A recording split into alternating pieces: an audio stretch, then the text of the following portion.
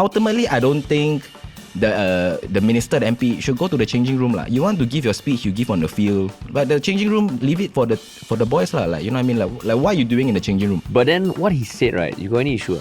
The unfortunate thing is, as one of the leaders of our country, I think he has to be more careful lah. If anything, like, it's sad that this bloody idiot situation is distracted from all of the good stuff lah. There's so many good things that the press can be talking about. Yeah. My only interaction with the FAS, right, I had to submit my form to FAS. Right, they gave me the form, 16 years old probably, because I can get my father's signature. Forgot to ask my father to sign. Then I forged my dad's signature. I take the form, go to 𝗙𝗻𝗶𝗃 Stadium. I went to the office. The guy looked at the form and looked at me. He's like, "You forged your father's signature?" I said, "No." They're like, "Okay." Then he kept the thing. Are you thinking of renewing your car insurance soon? Perfect, because I've got a tip just for you. If you're a safe driver, DirectAsia might be just the thing you're looking for. Because firstly, they reward safe driving. In fact, they're the only insurer in Singapore that gives you up to 60% off your premium if you've had a no claims discount, also known as NCD 50, for 5 years straight. Secondly, their coverage is fully customizable. If you want 24-hour breakdown assistance, just add it in. Don't want it? Just leave it out. Everything's done online, super quick and hassle-free. And if you sign up for comprehensive car insurance now, you'll get $150 in 𝗙𝗵𝗆 vouchers. This offer is for a limited time only, so now's a great time to switch. Just head to DirectAsia.com today and see how much you could save. The link is in the show notes. And now, on to the podcast. What's up, everybody? Welcome to another episode of Yala, your thrice weekly podcast where we talk about the hottest news with a touch of what, Jacky? Good old humor. Good old humor, man. Good old humor. Yeah. What's up, Jacky? Hey, man. Do you think there are any racist people listening or watching this? Possibly, yes. Like, if you just said Terrence, I don't think some of them would notice the difference. No, your voice, maybe it might strike them a bit, but they won't pick up the phone to see the video. Yeah, so audio only. So they'll just be like, "Oh, Terrence is still here lah." Right? No, but the more you talk, I think you definitely don't sound like Terrence. Yeah, like at the start. At the start, yeah. I think my that is one quite Terrence-y. Yeah, right? it's quite Terrence-y. Where's Terrence anyway? He's in Japan. Oh, yeah, look for Japan. PewDiePie. Holiday. So we had Andy Chen. Now we have you. All long time guests lah. Yeah. Andy Chen brought you out to eat after the show. You saw the Insta stories. I saw the Insta story. Yeah, at one of his restaurants. Because he just bought a whole bunch of restaurants, didn't he? Just bought. So he literally took us to a restaurant that he and his brother also own. Nice, good for him, man. Yeah. Yeah, happy for him. Yeah, after this we just go to the hawker center. I would hope so. Yeah, because I don't have any restaurant to bring you to. But how are you, man? I'm okay. I just did. I am now the first ever stand-up comedian in Singapore to perform in a hawker center. Wonderful, man. Why? Why? Well, it's part of this thing called Hawker Fest. So the MP of Queenstown, Eric Chua, he's been organizing this thing called Hawker Fest, where he's been turning the 4 hawker centers in Queenstown into just like hip, cool places to go. He did a podcast there in I think Mei Ling Hawker Center. And then he had like a DJ at Brickworks. Oh, the one at Queenstown. Yeah, it's all in Queenstown. All the 4 hawker center in Queenstown. And then he had like sometimes running groups in Singapore. They will go to a cafe or they go to a bar after they run. Oh shit! He made them run to a hawker center. That's dope, man. Yeah, and then I did a stand-up show in Margaret Drive Hawker Center. But there's not much news about it. It's all on his Instagram, lor. I mean, yeah, Hawker Fest. Yeah, but like in it's terms also of news articles, why isn't there a news article about this? It's in the Chinese news. Oh. It's in the Chinese newspaper. I know because his team had to reach out to me to ask for my Chinese name.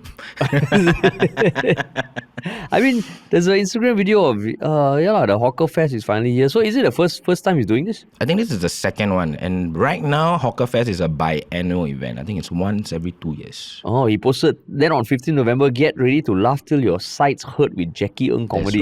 That's right. Were people's sides hurting or not? Yeah, but I don't know if it's just from the comedy or is it from the hawker center lah. Wait. So what was the experience like? So 15 November, that means just last week lah. Just last week, yeah. It was fun. Like I think a lot of comedians would be averse to the idea of performing in a hawker center. Yeah. Just because of how chaotic it could be. And it was quite chaotic. Like while I was performing, there's like a very popular Western food store at the back, and the chef is just screaming the whole time. Is it? It's like chicken chop, you know. And that was something I had to deal with. There were a bunch of kids that came out. That was quite nice. So it was like overall it was quite fun lah. No, but what was the setup like? You were standing on one side or in the middle? I was standing in the middle. They roll out a red carpet in the middle of the thing, and then I'm standing right at the end of the red carpet. And people are just going about eating, or generally were people captive? So the people sitting in front of me, they were all paying attention.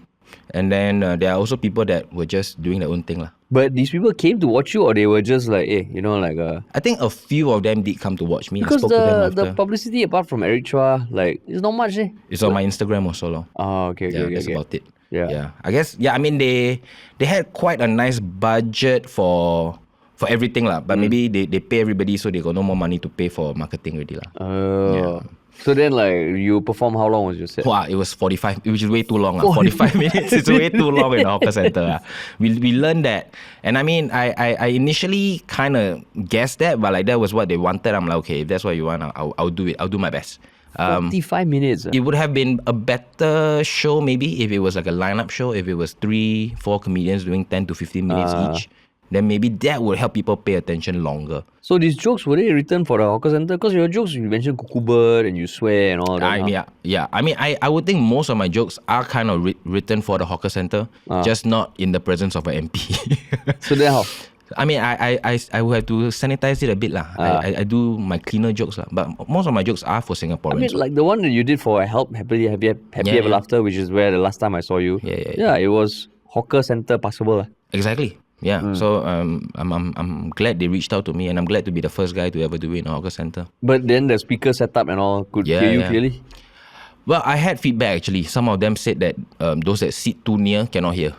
Oh. Yeah. So yeah, I guess hopefully I've shared all the feedback, and hopefully we can do it again. I don't know if maybe get more comedians with cool, me. Man. I mean, honestly, dude, if you want to do a comedy festival in hawker center, right, that would be dope.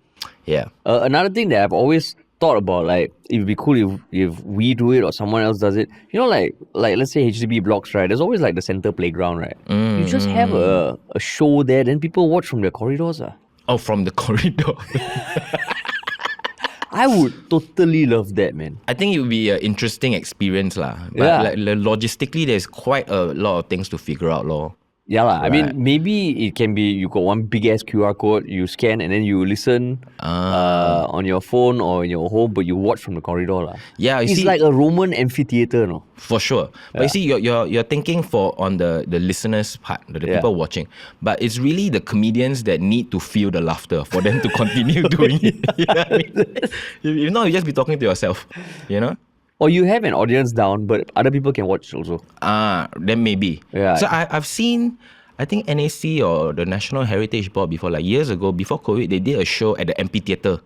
Oh, at the HDB estate. HDB estate. And it was fun. But I can imagine now thinking back, for the performers, you cannot hear the laughter. Oh. Because the laughter just travels upwards. Oh, that's true. It's not coming towards the stage. Oh, that's true. So that's just something that I think a theatre performer might do better in.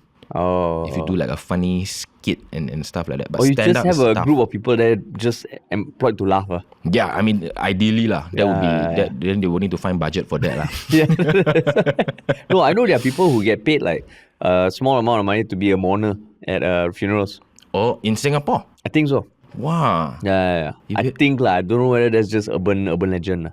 I mean, I would totally do that lah. Now that I need to save up money for a flat. Any job you all have, just reach out, please. You want a mourner, just... I cannot cry on cue lah, but I can be sad on cue for sure. I see. Oh, but cool, man. And I mean, good to see you still putting out content online. And I mean, you're also a football fan lah, right? I am, of course. So, look at the jersey I'm wearing. Do you know this team? No idea. It's not even a team. It's just pretty chill. It's my friend's label. So he's designed this jersey just as some kind of streetwear. Hey, that's pretty cool, man. Because it looks like a jersey. It is in the format of a jersey. That was his goal, is it? That was his goal. I think it's like a trend for a bit, a lot of athleisure kind of thing. Yeah. Because Nike, Adidas, they want to make people wear their shirts even when they're not playing sports. Yeah. So all of these clothes that are not for sports also want people to wear their clothes when they play sports now. Oh, you gotta fight the market share. You know what I mean? You know how. So this one is meant to use when you play sports also. You can lah, but I wouldn't lah. Oh, but it's cool lah. It's nice. It's very comfy. Yeah. Pretty chill. But I mean, it's been a great week for Singapore football. It's been, even though the past 24 hours got some controversy lah. I mean, I don't even think it's controversy lah. It's just stupid lah. Some 48 hours. 48 hours ago. It is the news that David Neo, who's the acting minister for culture, community and youth, during a locker room speech with the football team, he was caught on live stream because it was who was streaming it? Do we know? Yes, we do. It was 𝗙𝗲𝗦𝗵𝗆 𝗙𝗲𝗏 is the guy that brought us the glory and also no, it wasn't 𝗙𝗲𝗏. It was where is 𝗙𝗏𝗏 Thandi. That's right. The brother. I imagine, 𝗙𝗏𝗏 has always been the more popular one, the more famous one, the more successful one. But 𝗙𝗏𝗏's proved himself this time around. Wow, then his assist for the first goal also. Yeah, exactly. Great. So can you imagine him telling his bro, why you have to live stream this? so basically the controversy is that David Neo, he gave a speech and he said some things about the Hong Kong fans which were not the best lah. So what did he say? He was you kena pressured by them. All the fans were bloody idiots and the players, they also played like idiots. But you all played like lions. And of course, all the players broke out in cheers and all. Yeah, exactly. But, there were commenters, people saying very crude words from a minister, very disappointed, shameful and unbecoming. Yeah. Nothing wrong because it's not public and it's a locker morale talk for God's sake. Yeah, exactly. That's what I thought. So since then, David Neo did respond to some commenters saying that he probably should have been more respectful and that he take back what he said. Right. Probably, Probably should have been more respectful. So, okay, maybe before we go there, as a lifelong football fan, like, what does this week mean for you? I never thought I'd live to see the day that we would qualify for the Asian Cup. You know what I mean? Like as a kid, maybe you think, wow, our football team, they are the best footballers, they can do anything you want. But they never did, surprising. Yeah, I think we played in the Asian Cup once. 1984 when we hosted. But with the 𝗙𝗏𝗏 Malik Awab era, they didn't qualify. Yeah. So I never thought I would get to see the day that we do. Yeah. And so like it happening, it's like a big inspiration for all the boys that played, for the coach Gavin, and also because FAS has been on this hunt for a coach for so long. We have all these different Japanese coaches, and then the last guy that just quit on us, and then they were like interviewing some other people. They say Fabio Cannavaro came to town for interview. 𝗲𝗏𝗏𝗆 also. 𝗲𝗏𝗏𝗆 came for interview, but it's Gavin, the Tampines boy that did it. So like it's just a big inspiration. Like, it really tells Singaporean, and I think that's the message that we should kind of feel it, is that we can do anything we want if we put our mind to it. But were you following the lead up to the AFC? Because this qualification has been going on for a while, right? Yeah. Were you following all the way? I was watching all of the Singapore games. Even before Gavin took over? Yeah. Wow. I would just watch it on New Watch. Like, I don't follow the news deeply. I would just watch the game. So can you see a marked difference between the way they play? Yeah. I think like Gavin really has a system of like his left back is like holding back, and then Glenn will go down. I think some of the fans, when I go onto my Twitter feed X, they be like, wow, like Gavin just loves Glenn because they from Tampines together and he's not good or whatever. But I think like it's his system and Glenn just knows the system very well. And yeah, it's a whatever it is a system that we have now. Yeah. And so I guess the discussion now is like, should Gavin keep the job? Should we still call Fabio Cannavaro to come back? But I think he has a system, and we should kind of let him try to work. Let him cook. Let him cook. Gav in is what they're saying. Oh, I see. But I mean, it's them awesome, because I mean we had the privilege of interviewing him before now. Like he's hot stuff. I think everybody wants to interview him, and rightly so. But I think just the demeanor of him on talking, he's just such a nice, wonderful guy. He is really such a mellow man, isn't he? He's so chill. Then chill. Yeah. But I mean, what is now the articles, there's a lot of commentaries about whether he should keep the job and all that. I think one thing he has brought, which is what he told us also, there's a lot of analysis that go on pre and post games. And I think on our podcast, he said that the night that the game ends, you celebrate, you be sad for a bit, then the work starts for the next game. I hope he can enjoy this because like watching the goals and him talking and the players coming back and people at our Tampines Hub going nuts. Wow, emotional, sir. Yeah, it like just the next day when I'm watching all of the clips and everything, like it does bring a tear to my eye. Yeah. Like my fiance is going to Phuket for a fight next week. You gotta give the context. But she's a Muay Thai practitioner, right? So she's going to Phuket for a fight, and she's like nervous, and I'm just like, babe, look, the Singaporean football team just qualified for the Asian Cup. Yeah. You can do anything. You can do anything you want. Like we are Singaporeans, we are lions. Yeah. You know, don't go and fight the bloody idiots. You gave the same. I gave the same speech. The exact same speech. Yeah. So was her morale improved or not? Well, yeah, I think she started to believe in herself more. Fight like a lion. Yeah, for sure, like a lioness. Like a lioness. Yeah, that's right. So going back to what David Neo said, like we both said that watching the video, and I'm sure a lot of other people, you get emotional, a bit teary-eyed and all. He went to the locker room, gave his speech. What do you make of him saying that and the reaction? Yeah, so people are saying like it's very crude, and I don't think bloody idiot is that crude, but maybe the word "kena" lah, that is quite not parliamentary. He never translate. You should have been like, you got pressured.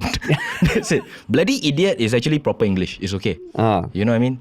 But also, I mean, ultimately, I don't think the minister, the MP, should go to the changing room lah. You want to give your speech, you give on the field. Or you come out to the area, but the changing room, leave it for the boys lah. Like, you know what I mean? Like what are you doing in the changing room? You know what I mean? Like you go and watch the game, we win, you happy, but you don't need to come to the changing room lah. For what? Because he wants to have an intimate talk lah. Because he wants to feel relevant lah. That's essentially. Why are you so cynical? Fucking Jacky, if people don't go for the game, say the minister in Ivory Tower, go for the game. I can go to the game. Don't go to the changing room. The changing room is a sanctuary for the players, for the team. That's where they warm up. That's where that's their space lah.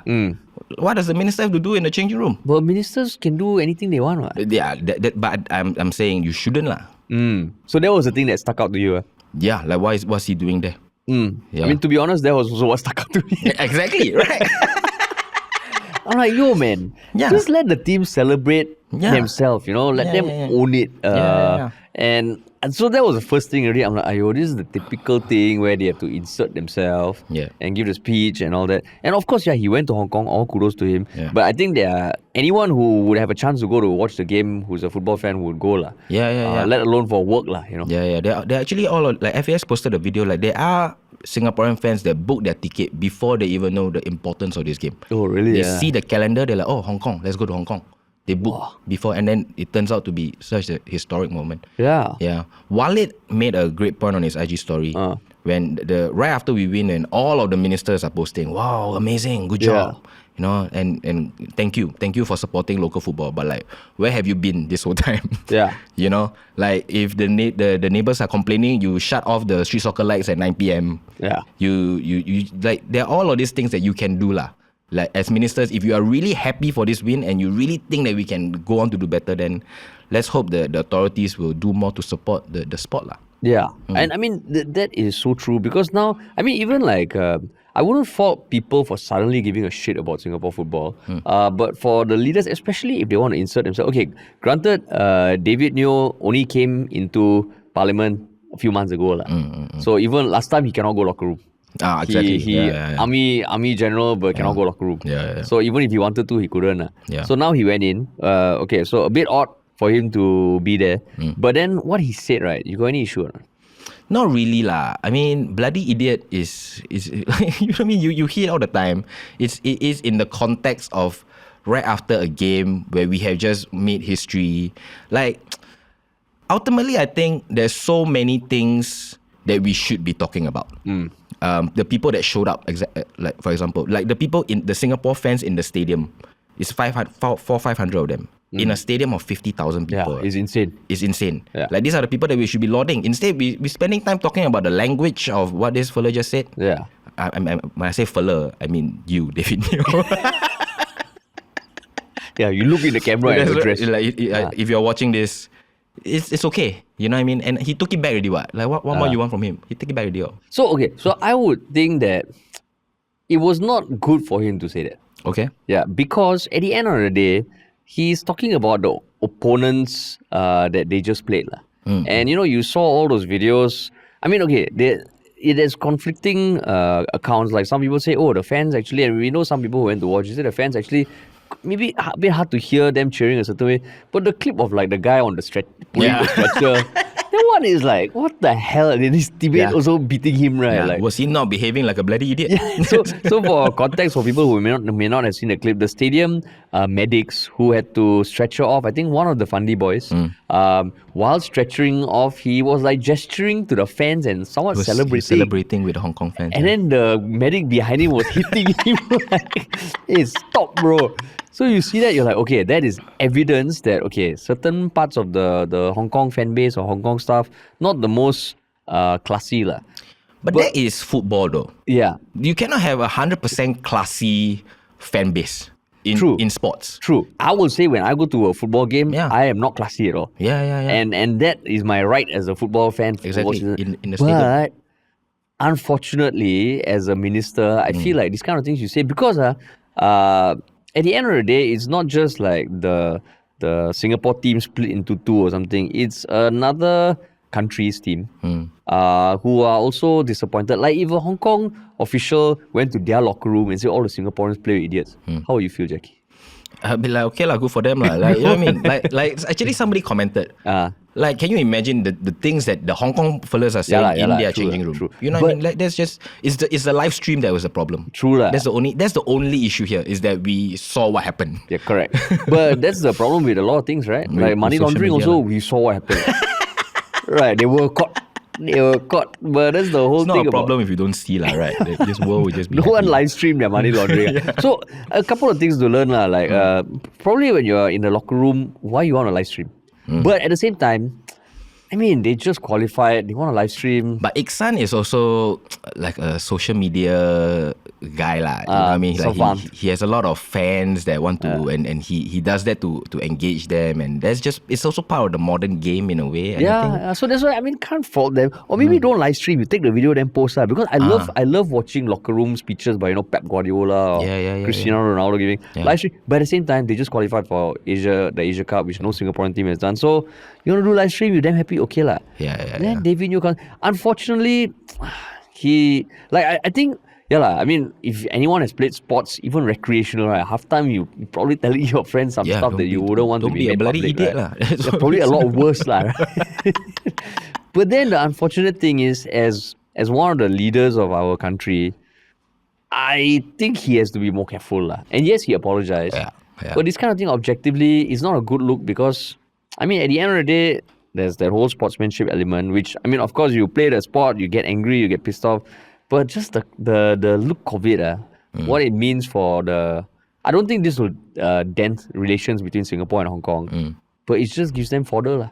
I guess, and maybe the way he apologized is a bit like lacking. Why? Because it was just he just replied a message on his Instagram, right? Yeah. So I take and it back. He say, I probably should have. The probability. like I think the fact that he said probably tells me he actually replied himself. It's not like an intern that typed it for him. Oh, yeah. You don't think it's a ChatGPT thing, but if he replies, so when I read that sort of reply, he probably thinks it's not that big a deal. Right? Yeah. So that's where it feels like the apology also, I don't know. Indeed, I probably should have been more respectful. I take back what I said. The Hong Kong team were really tough and their fans were fully behind them. That's something we should respect, and let's also get behind our Lions. So interesting that most of the Singapore outlets did not paste his screenshot reply. But it was the Hong Kong Free Press that posted the screenshot. Yeah. So I mean, you can imagine what Hong Kong media going like crazy. Like, imagine if there was a second leg. Wow, then that'd be challenging. But then, So at the end of the day, like you think that it's part and parcel, it's locker room talk. It is. In the US, they say grab that one. Singapore is idiots. Yeah, in idiots, like all things considered, is it really that bad or not? It's not like sexual harassment or anything. Yeah. Is it among a bunch of boys or?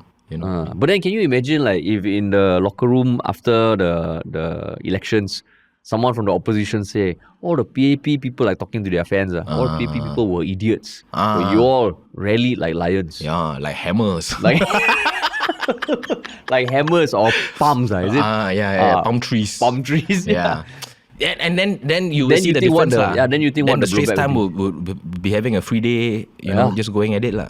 You know, then they will say, the opposition is ruining ties between Singapore and not just Hong Kong but China. And then it puts us in a difficult place between China and the US. So it's one of those things that, of course, David Neo, his only faux pas up till now has been the sunrise comment. The sunrise comment. And even that was more like memeable, if anything. Yeah. It's his other comrades like Jeffrey Xiao will be getting a Jeffrey lot of heat. Jeffrey kena. But then now this guy also kena. All kena. Yeah, there's the 5G, the 5G leader. Are they 5G, 6G? 5G. Yeah, 5G leaders, right? Yeah. All kena. Jeffrey Xiao, every time I see him on like Instagram, his eye bag is worse and worse. Probably now he's like, okay, finally someone, I didn't say anything. Damn chalak though, it's deeper and deeper. But the way he talk in parliament and the way he like just shove some of the stuff aside, it's not good. Not good. So then it comes down to the fact that as ministers, part of your role is communications, right? And the things you say carry all the more weight.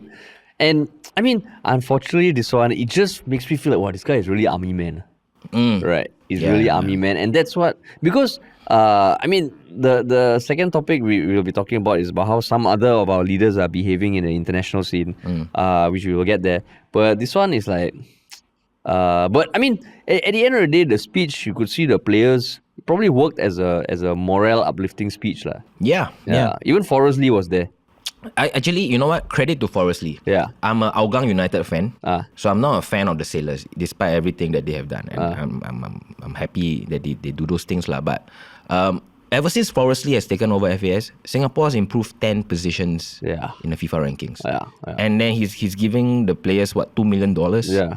So I think credit to him. I think a lot of the progress that Singapore football has made is really thanks to Forrest. Yeah, and also the team of people he has brought in. Because the VPs, there are 4 new VPs. Haris Harun is one of them. Sean Bai at Burnley is one of them. And I mean the whole team. When we got Gavin on, we were interacting with someone from the media team, and you talk to them. There is a renewed sense of, I don't know, it feels different. And even their response to that whole controversy around the 17-year-old boy who was withdrawn, and FAS's response. I remember when Terence and I covered it, we were like, hey, these comms, they are standing firm.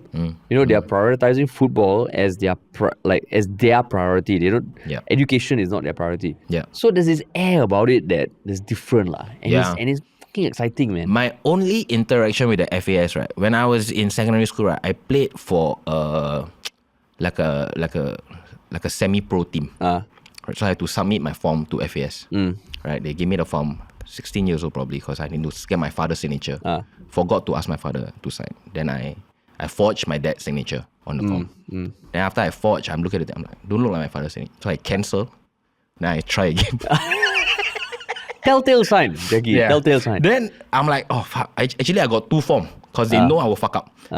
But I fucked up, and so I just take the one with the cancelled out signature. So you fucked up even on the new form? Yeah. I take the form, go to 𝗙𝗵𝗆 Stadium. I went to the office. I gave it to the guy. The guy looked at the form and looked at me. He's like, "You forged your father's signature." I said, "No." They're like, "Okay." He kept the thing. I mean, people that work are people that work, and I don't blame it. But with all of these things that you're sharing with me, I feel like FAS is like it's a different organization. Yeah, it's a different organization, and they're on to bringing us good stuff. Yeah, and I mean they're actually achieving quantifiable results. Yep. Yeah, which is epic and so I see somebody on X again. They're saying things like, all of these years people say like, oh, don't waste money on football Singapore football, no, don't waste time, don't waste money. Our badminton so good, our ping pong so good, our swimmer so good. Spend our money there. But nothing unites a country better than when a football team does well. Yeah. And you can see like there were the clips of our Tampines hub. There were 100+ fans who showed up at Changi Airport to greet the team back. And this is when I would say generally it's an all-time, the past year or past years has been all-time low for Singapore football, right? And that's why whenever I hear the ministers or the government say, we need to work on the Singapore identity. We need to unite. It's a social compact to bring people together. No, man, it's things like football that really fucking bring people together. And even if it comes at the expense of ministers getting caught up for saying bloody idiots and all. What to do? Like if anything, like it's sad that this bloody idiot situation is distracted from all of the good stuff. There's so many good things that the press can be talking about. Yeah, so many good things. And I mean, I did see some commenters saying, hey, they like David Neo even more now because he's honest. Yeah, you know what?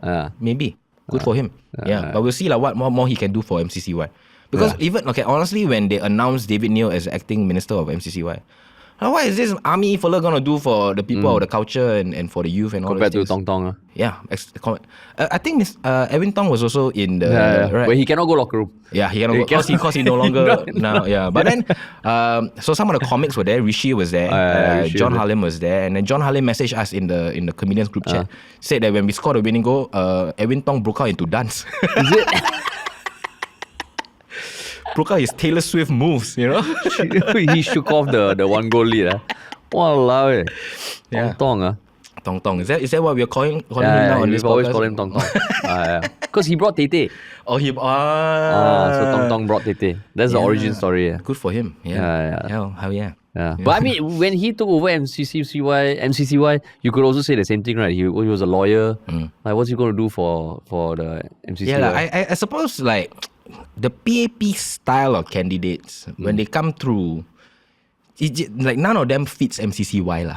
Yeah. You know what I mean? Like, so I don't know. And I mean, unfortunately, this comment and the whole feel like, wow, it really feels like army man. It also reinforces the stereotype that it's more of the same lah, more of the same.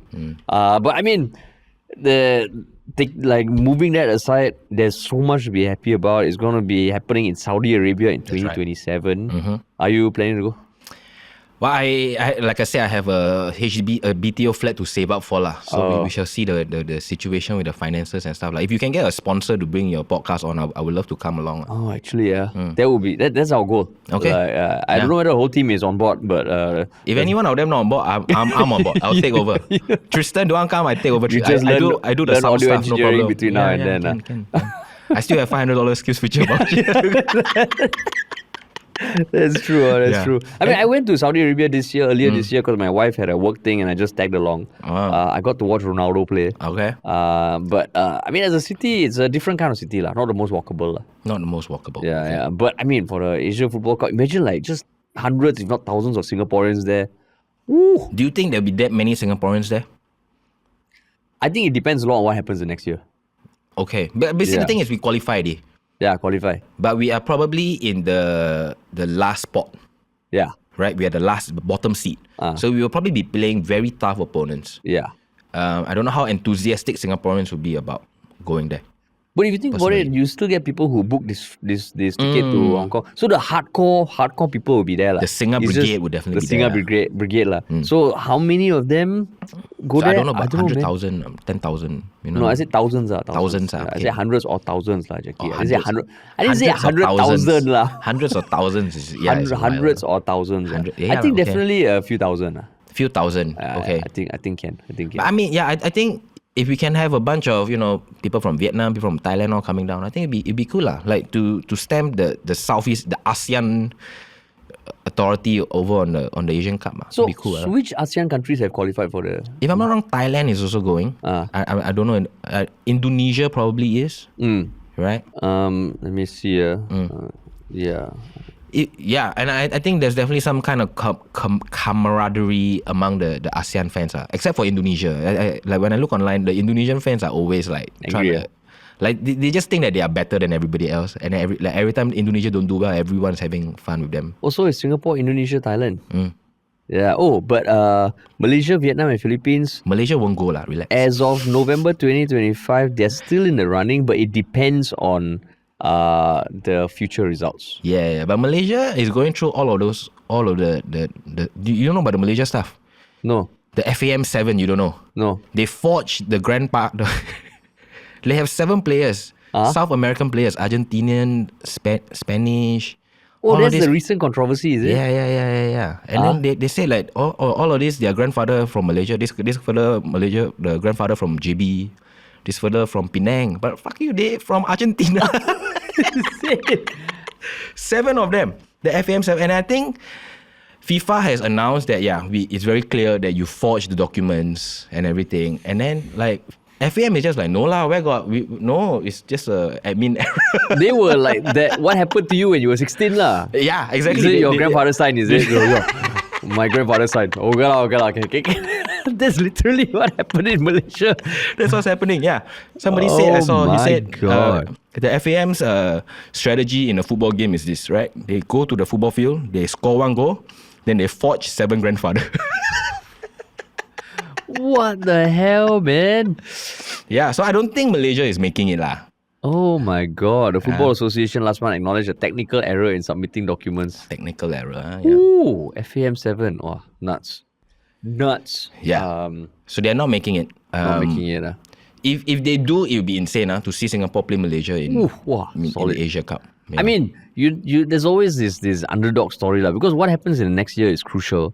I mean, you know, like that run that Korea had in the World Cup 2002 where they made to the semis. Because they eat ginseng every day. Wow. For real? I mean, when I went to Korea in poly year 1 or year 2, I went on a tour with my parents. So they bring us to the ginseng factory, and it's just the football team players plastered all over. Then they will say, see, we made it to the semi-finals of the World Cup because this player, Park Ji-sung, eat our ginseng. Oh, I didn't know ginseng is big in Korea. Ginseng is like a Korean thing, no? I thought it was Chinese. I mean, it's an Asian thing. East Asian. But they all the ginseng soup is all in Korea. Oh, that's true. A lot of soup. Harish and I just saw something shocking. Now, apparently, over 60% of viewers of this channel are not even officially subscribed. This has to be a mistake, right? We know you're out there because so many have come up to tell us how much the podcast means to them. So, how can we fix this? Do us a big favor and hit that subscribe button. It will mean a lot to us, and it's awesome to know that the 𝗷𝗫𝗏 community is only getting stronger every day. Thanks for listening. But I mean, like, coming back to this story, so on one end of the spectrum, you have David Neo saying bloody idiots and calling players from other countries bloody idiots. On the other end of the spectrum, PM Wong also had a sit-down chat at a Bloomberg event recently, where it was, we sit down with the Bloomberg editor-in-chief, 𝗏𝗏𝗏𝗏𝗏 at a recent event. Yeah. Where it was a 32-minute sit-down chat, but the one thing that made some of the headlines was what PM Wong said about how Singapore has a varied toolkit beyond taxes to manage inequality. So, I mean, did you watch any clips of the... Not this particular one. Although he has been going on like his like world tour. World tour. Right? And I think every time he has been doing very well. Yeah. Like, I think internationally, people recognize PM Wong now as like very well-spoken man and like a good politician, and I think through him people have a even better impression of Singapore. Yeah, I think a few episodes ago, Terrence's One Shiok Thing was this American streamer who made a video calling it the best interview ever. Yeah. Which was Lawrence Wong and Financial Times. Yeah. And I mean, I will also say, because this one I watched the whole 32-minute thing, and like the way he answers are actually pretty solid, man. He just straight up answer questions. Yeah, and he pushes back where it needs to be pushed back. Because like I think the Bloomberg editor-in-chief was purposely kind of provoking him, trying to say, okay, who will you pick, China or US? And he was like, we're not a referee. I'm not here to referee. The world depends on both of them like coexisting. Yeah. Then another thing, I think they were talking about this new not say task force, but group of countries that are working towards future technology that involves some developing and developed countries. So the editor said, there's no big name player here. So how can you expect anything good to come out of this? And then Lawrence Wong was like, don't sweat the small stuff. Many good things have come before from groups that start with small countries. Then he gave a few examples of the ones that some prominent ones that came, and in the end he said, good things can come from small places, including Singapore. Yeah. Then he got an applause break. I read that in the article you sent to me. Yeah. Like that must be so funny to see. Yeah. Yeah, because I mean, up till now, the one politician you associate with, like, shutting down overseas interviews, of course, Lee Kuan Yew, he's the OG for that, and then Tharman. Yeah, Tharman. But then, Lawrence Wong get applause break and all that. Yeah. So interesting, because I think Terence and I also spoke about how at a IPS event last year or something, we heard him talk, and it was a bit of a downer because the person was, the interviewer was asking him, Singapore is. I think Lawrence Wong said on stage, Singapore is never going to be like Hollywood, New York or Paris. We are predictable, we are stable, we are boring, and he just felt like, this is what you feel for Singapore. But the recent interviews, you have to give him credit for holding his ground. And really, if you're not from Singapore, if you're from another country, you look at all the politicians around the world saying batshit crazy shit, and you look at him, you're like, hey, actually, this guy not bad. Huh? Yeah. It does make me wonder, if we are behind because our politicians are not behaving like politicians around the world. You know what I mean? Do you see the Australian Prime Minister? He was like, he did 6-7. It's like they just drop a new bill. You know what? Like, what is this bill about? It's like 6-7. You go to the school. He did a 6-7. You go to the school. You talk to the primary school kids. They will say 6-7. What does 6-7 mean? Nothing. Same like this bill. This bill, nothing. So I don't know if that is like the way to actually engage people. But I guess from like the outside looking in, a lot of like international recognition, and that feels nice as a Singaporean. Yeah. But I don't know on the ground whether people would agree with him or not here. Because then I go on TikTok and I see people like, I don't feel like Singapore is the Singapore that I used to know. Like, we're not paying with cash. Like when I go out and then like the people I see outside is so crowded, or like there's so many different like just non-Singaporeans I'm interacting with, and like there are all of these things that people are feeling, and I don't know if they are actually addressing all of these things, but like on the international stage, it looks good lah. Yeah, it looks good. Also, you prefer more David Neo on international stage? Oh, I don't know if I prefer. At the Bloomberg thing, he was like, you bloody idiot. Don't ask me stupid questions. You want to kena me? I kena all this, but you bloody idiot. No, I'm a lion. No. My friends call me Lion Wong. I want to see him raw. Yeah. Yeah, I guess at a forum like the Bloomberg thingy, like that's how people expect you to talk, lah, right? Yeah, and I guess we can hold ourselves in high regard in those aspects. But I mean, the one specific thing that I wanted to talk about was him talking about the varied toolkit, lah. So basically, the Bloomberg editor asked about inequality. Yeah. And what Lawrence Wong responded with was kind of saying that I think what the Bloomberg dudes was talking about, like, will there be more wealth taxes, capital gains tax, and just trying to fish for how Singapore is planning to tackle this, because the previous topic before that was about money laundering in Singapore. So he was trying to fish, and Lawrence Wong was saying that we already have a very diverse toolkit to maintain or curb inequality, which is through capital injections, which means like, top-ups to CPF, CDC vouchers and all that, and other things beyond taxes. And one thing he brought up was housing. How that allows people to, amass their wealth. Yeah. So I guess that his point is that like even if you got no money in the bank, if you got a flat, that means you at least have a few $100,000 value in assets. Correct. Yeah. That's what he's saying. So I mean, when you saw that, like in the past also, he's also said that the Singapore wealth inequality is going down based on the Gini coefficient. But what do you feel on the ground? It's definitely tougher lah, right? I think inequality is one thing. Is like a different thing to affordability, and I feel for the politicians that have to solve all of these problems, but there are a lot of problems that they need to solve. Like I am lucky enough to get a flat. I have that's coming up in 2028. But even then, like I am sweating on how I'm gonna pay for it lah. So I don't know if things are getting better anytime soon. Yeah. But I'm just gonna have to keep working harder, lor.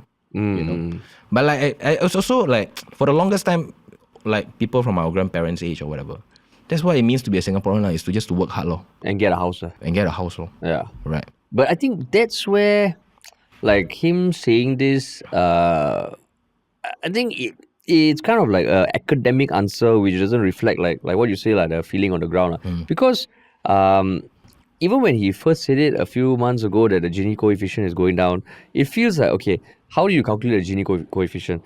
Based on what I read and all, it's the taxable income. Which means you get a lot of like super rich people here whose income might be zero because their net worth is tied in their assets, right? So that's one thing. And then when he was saying that people get rich through their houses, that means they don't have liquid cash. Because I think anyone who owns a flat in Singapore, technically if you sell it and you go to another country with a weaker currency, you'll be rich. But then the lived experience is different. Yeah, and not everybody can afford to just move. Yeah. Right. And also like the HDB prices, like it's just down 38% or something like that. Down 38? Yeah, it's like maybe not prices, maybe volume. Like just not as many are being sold because I think people are not willing to pay the high prices as much anymore. Oh, is it recent news? That's like I think 2 weeks ago. A bunch of property agents are talking about it on my TikTok feed. Oh, HDB resale transaction volumes plunged 38% in October. Yeah. Lowest monthly volume since 2020. Yeah. You know? So like, I mean, for the longest time, people say like you buy a flat, the price will only go up and things like that. But like that is also not a sustainable thing for us to keep pursuing, right? If your flat prices are only going to keep going up, then by the time if I have kids or if I have grandkids, then my kids would they have to definitely pay $2-3 million for a flat. Yeah. Like there's no other way for whatever that's going on to make sense if that's not the case. Yeah. And, you know what I mean? And I can imagine more people being open to renting now. Yeah. Do you feel that? Personally, I am very open to renting. But it's like my parents' generation that they just cannot get over the idea of like you gotta own your own place and things like that. Yeah. Because I mean, I think especially when you compare it to having a 99-year leasehold flat, renting, if like the numbers can definitely make more sense if you rent. It's the same with buying a car or renting a car. You know what I mean? Like I think long term Singapore would have to be more of a renting place. Oh, you think so? I think it would inevitably, unless like something big changes, then it'd be like New York. Unless Jeremy becomes our prime minister. HDB on the blockchain.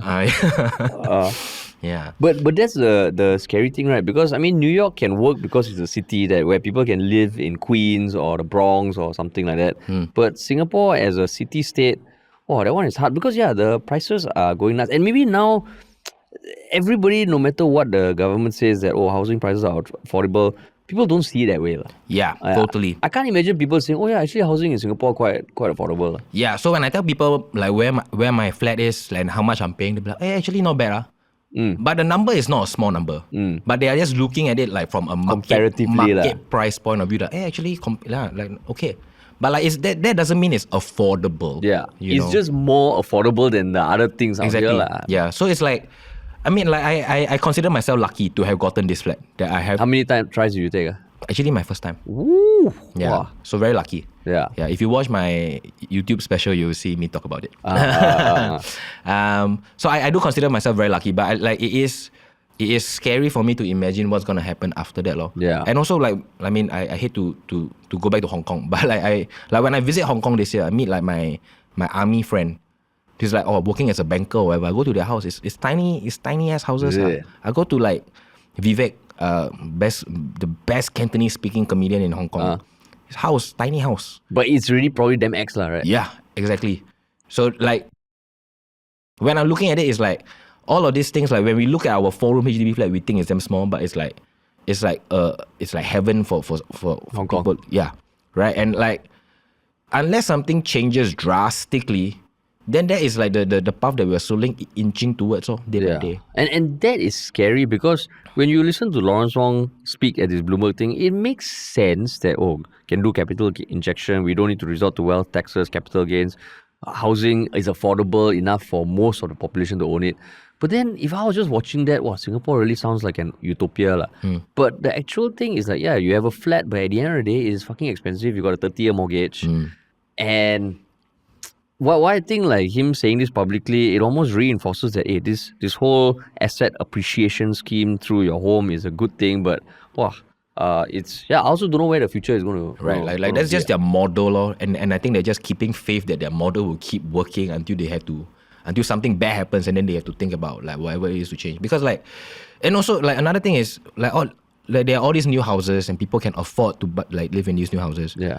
New BTO flats. But if you go to a new BTO estate, the food prices there are insane. Oh, is it? Like I'm moving out of Canberra soon. Yeah. Right. When I'm in Canberra, my 𝗂𝗶𝗃 is $2.70. Oh. Right. In a heartland area. In the HDB estate. Yeah. And if one coffee shop put $2.70, the 3 other coffee shop, they have to match the $2.70. Because that's just how they coexist. Right. But if I go to Yishun, where there's the old flats, 𝗂𝗶𝗃 will be $1.90. Because the old people will make more noise about price increase and it's probably harder for them to afford. And maybe the rent for the shops also a bit more dated Yeah, right. So just because you're moving into a flat you can afford, is actually there are all of these other trade-offs that makes it actually harder to live in. You know? Yeah. Like my parents are now moving to an older estate and the food prices there seem to be a bit more manageable, controlled Yeah. But I mean, these older estates also at some point don't know what's going to happen to them, right? Yeah. That's why it's like, wow. Just takes one 𝗙𝗵𝗆, one 𝗎𝗈, just buy over the coffee shop and then put their chain system in, and then the coffee is $2.70. Oh, that's what happened with where you stay now, is it? Yeah. Yeah, so I don't know, man. Like worrying, we're worrying, and but that's why, you were saying as an outsider, you look at Lawrence Wong talk, you're like, hey, actually Singapore got their shit together. Generally, we got a lot of our shit together compared to other countries, but yeah, it's stressful. It's stressful. It is stressful to keep up with their vision of what we should be doing. Yeah, and I mean their reality that the wealth inequality is going down. Because I cannot imagine how the hell it's going down. But do you think that is because we are working as freelancers? Or like in media? In media. Right. Maybe people that are working in the office, maybe they see their pay increase more sustainably, more consistently than us. I mean, my wife works in like a different industry that is like tech events. I mean, my peer group, all of whom never decided to go into media. I think everybody's feeling the pinch. Okay. Everybody's feeling the pinch. But that's where those who are doing well, they're doing very well. Yeah. But the nature of our work being like, in media and all, sometimes you meet people at the other extreme, or you do content, you meet people from all walks of life. Yeah. It feels like, wow, this gap is damn wide. Yeah, it actually And then you see like all these new launches for condos that are crazy prices, 99% sellout, 95% Singaporean. Yeah, people queuing up and shit it's like nuts. Yeah, it's nuts. So I don't know, man. This Gini coefficient thing, I would like to see the calculation I would like to meet that fucking genie. Yeah, Gini. Tell me how the fuck you come up with this coefficient. Yeah. But it's a different kind of genie. It's not the rub the lamp kind. How to spell? Gini. Oh. Yeah, it's probably named after someone who came up with it. Italian fella, right? Probably. Yeah, man. But yeah, so interesting. Two different types of Singapore leaders, or the way they talk. But we have our final question for you, Jacky. Oh shit! The One Shiok Thing. Do I go first? You want to go first? You don't want to go first? Up to you. Usually the guest goes second, right? Yeah, correct. Then I go first. I go first. Walao. Okay, but not bad. You long time listener. Yeah, of course. Yeah, so I came across this channel called 𝗙𝗵𝗱 𝗡𝗴. So it's 𝗙𝗵𝗀, and she basically talks about AI in a very, analytical way, and breaks down what's bad about AI.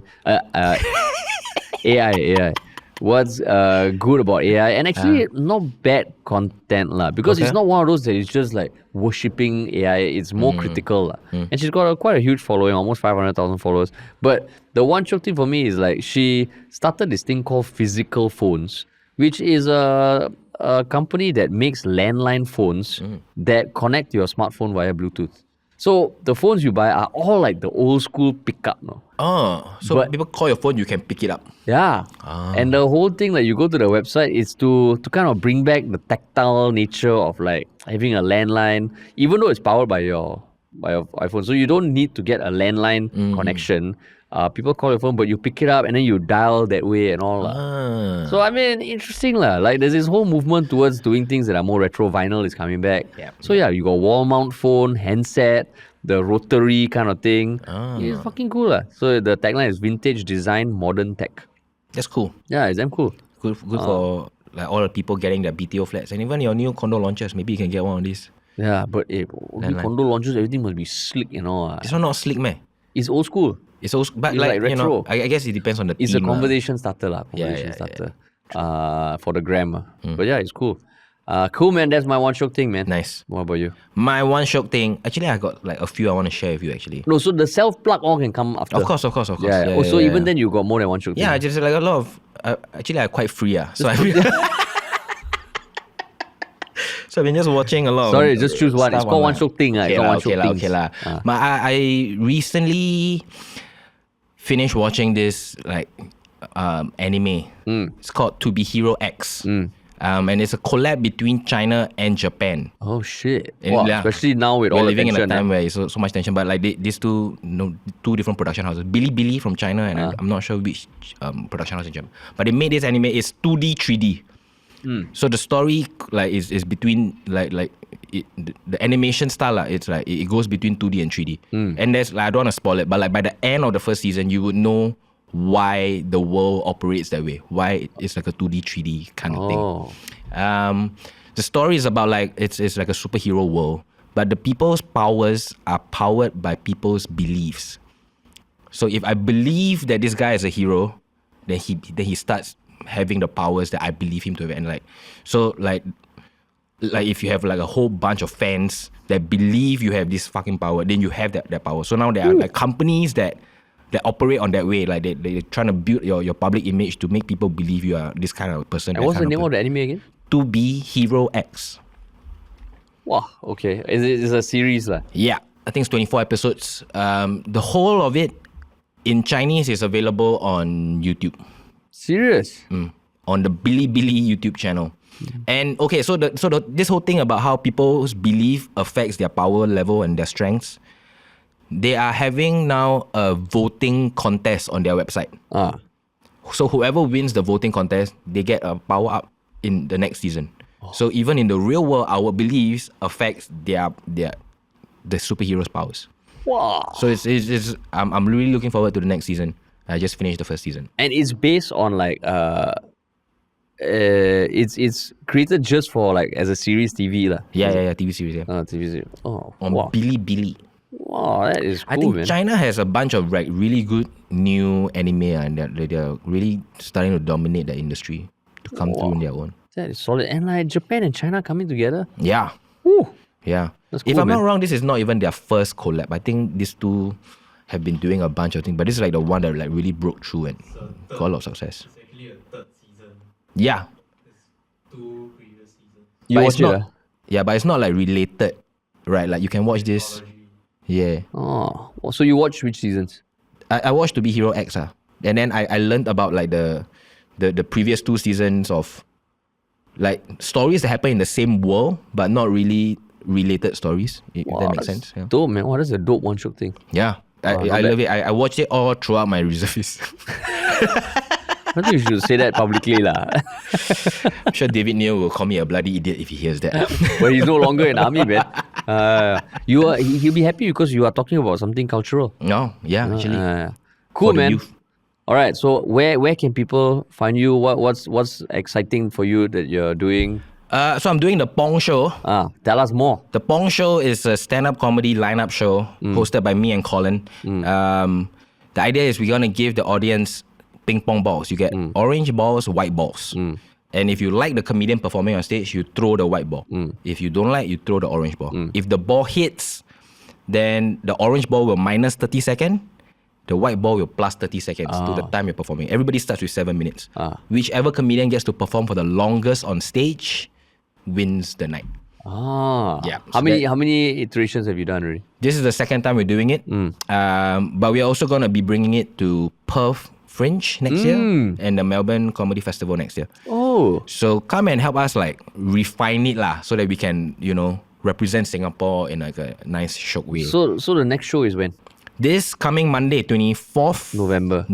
And where can people get tickets? On my website, 𝗙𝗲𝗏. 𝗙𝗲𝗏. We are over 50% sold. I mean, it's a tiny space lah, but we are over 50% sold. So go and get the tickets. 𝗙𝗲𝗏. Nice domain, man. Thank you. So this is like first in the world Pong show. It's the first ever Pong show. Yeah, it's like an original. It's original IP. IP. The Pong show. So in the Western world, they have this thing called the Gong show, where there's a giant gong on stage, and if the crowd don't like you, they will put up a plate. And if more than half of the plates are up, then the MC will hit the gong. Then you fuck off. So that is like a Western thing. We found that people in Asia, Southeast Asia, they're not really comfortable being bastards like that when they come out. Idiots are not Yeah. So it doesn't really work lah. Like the vibe is just not the same in Singapore, Malaysia. And so in Malaysia, Rizal Van Gazel, he's done this thing called the Ong show. Which is the reverse of the Gong show, where if you like the guy, then you put up your plate, then the comic will get 30 seconds extra. So now instead of being a bastard, you're actually being a nice guy when you lift up your thing. And so we are like, we cannot let Malaysia take all the glory lah. We have to come out with something our own lah. Oh, I like the Pong show, man. So we have the Pong show now, and the challenge is, if you're in Australia actually, in Perth or Melbourne, and if you can help me find some ping pong balls, DM me. Cause how many you need? So we are the show we do, we give 6 ping pong ball, 3 white, 3 orange to each audience member. The venues that we're in, about 50 seaters. So you need 300. At least 300. At least 300 150 white 150 and orange. Yeah. Wow, okay, solid. Yeah. So Monday you got enough ping pong balls already? Monday I have 200 ping pong balls. The first show we did, honestly, we lost 10 ping pong balls because some of you took the ping pong ball home, bastards. So and like, would it be a problem if you travel with ping pong balls because of the pressure? Yeah, so that's why you can't bring ping pong balls. It's hard to bring it over, so we have to buy it there. Oh, most likely. Yeah. Wow. Okay. Yeah. Shout out to. Then when are you going to Australia? You know. So the Perth Fringe next year, I think it's 21st of Jan.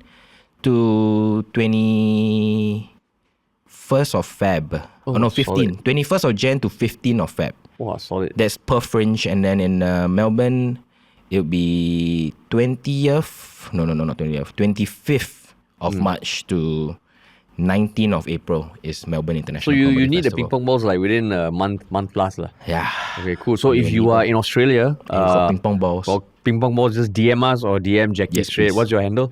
Jacky Ng Comedy. Solid. Thank you. Cool, man. Yeah. Thanks so much for coming, man. Thanks for having me. Always a good time. I'm always here. I'm Terrence, actually. Hey guys, what's up? But yeah, so everyone listening also, please, if you like this, please share it with at least one other person. You can follow us on Instagram, TikTok, Reddit, and Telegram. And we have our weekly newsletter called Your Little Bit, where we got all our One Shiok Things, including the ones we just said, all in one nice issue. You can sign up for it at 𝗙𝗲𝗏.com. If you want to work with us, you can email us at contact@ministryoffunny.com or just check out everything on ministryoffunny.com.